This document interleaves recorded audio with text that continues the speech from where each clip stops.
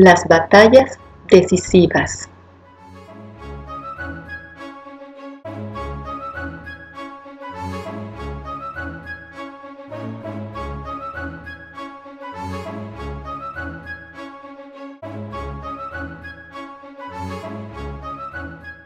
Victorias confederadas. Debido a la falta de liderazgo, los ejércitos de la Unión continuaron sufriendo derrotas contra los confederados.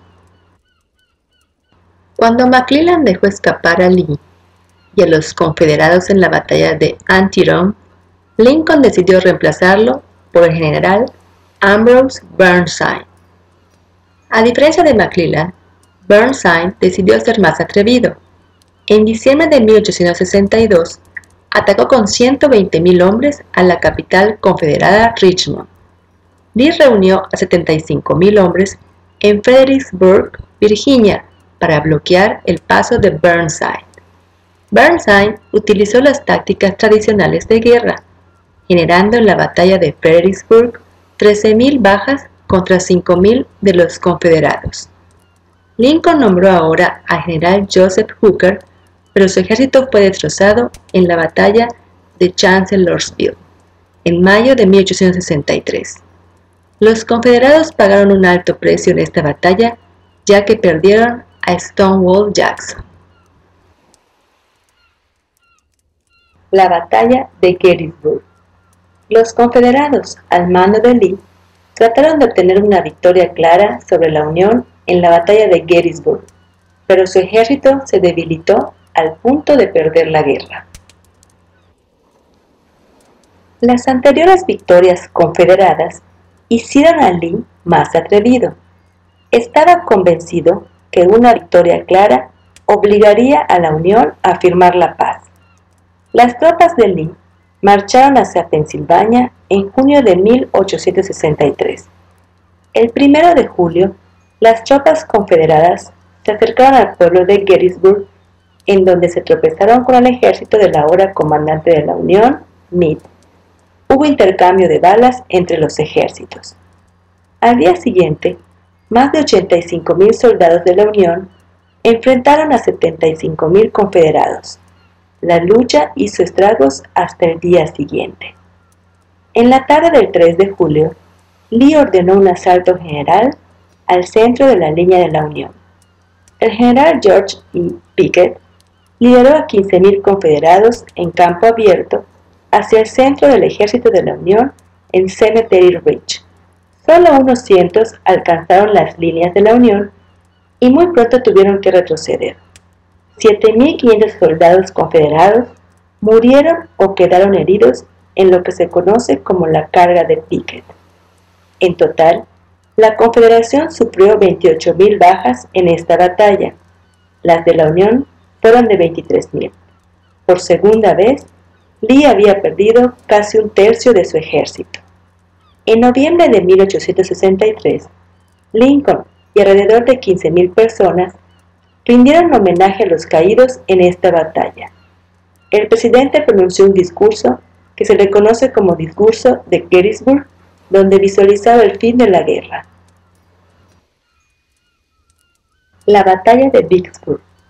El control del río Mississippi por fin se llevó a cabo con la caída de Vicksburg. Al momento que Lee emprendía la retirada de Gettysburg, los sureños sufrieron otro gran golpe en el sur y oeste. Vicksburg se rindió al general Grant.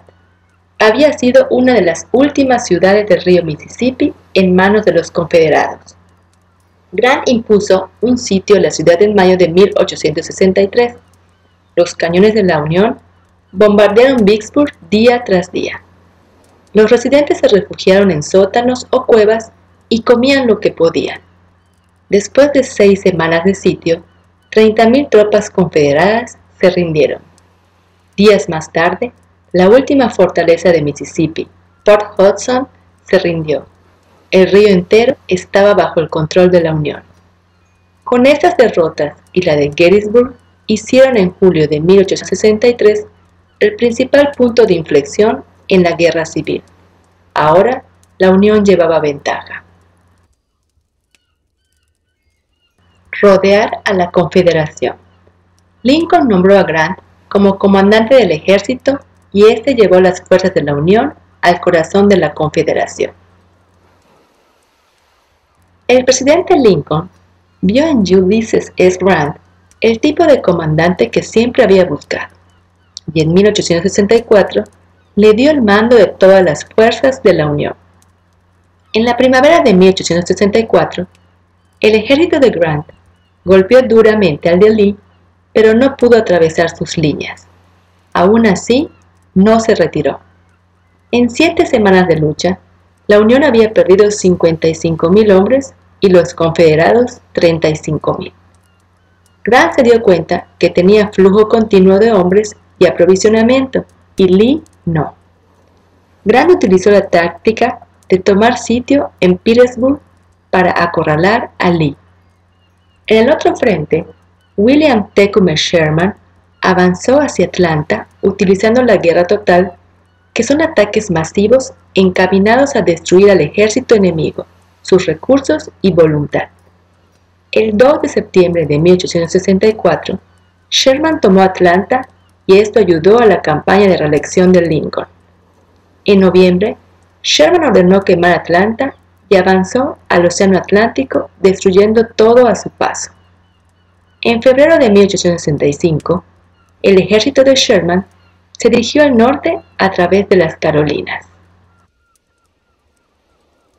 Finalmente llega la paz. Lee se rindió a Grant en Appomattox, poniendo fin a una larga y sangrienta guerra. En marzo de 1865, el ejército de Grant aún esperaba fuera de Petersburg. Lee sabía que solo era cuestión de tiempo para que Grant tomara la ciudad. Lincoln vio que se acercaba el fin de la guerra y en su segundo discurso inaugural, en marzo de 1865, pidió a los estadounidenses que perdonaran y olvidaran. El 2 de abril, las tropas de Grant atravesaron las líneas de los confederados en Petersburg, obligando a Lee a retirarse al pueblo de Appomattox Courthouse. Allí, el 9 de abril de 1865, Lee capituló. Grant ofreció a Lee condiciones generosas para la rendición. Solo debían dejar sus armas e irse. Cerca de 260,000 confederados y 360,000 de la Unión perdieron la vida en esta sangrienta guerra. Con esta guerra se logró la reunificación de la nación y el fin de la esclavitud. Sin embargo, tuvo que pasar más de un siglo antes que los afroamericanos empezaran a vivir en un estado de verdadera libertad.